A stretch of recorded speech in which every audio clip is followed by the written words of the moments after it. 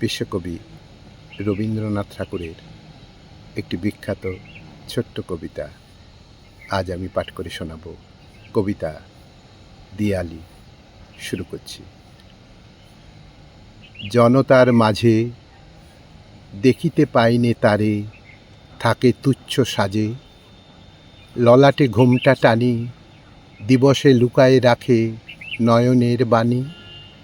রজনীর অন্ধকার তুলে দেয় আবরণ তার, রাজরানী বেশে অনায়াস গৌরবের সিংহাসনে বসে মৃদু হেসে। বক্ষে হাড় ঝলমলে, সীমন্তে অলোকে জলে, মাণিক্যের সিথি কি যেন বিস্মৃতি। সহসা ঘুচিয়া যায় টুটে দীনতার ছদ্মসীমা, মনে পড়ে আপন মহিমা।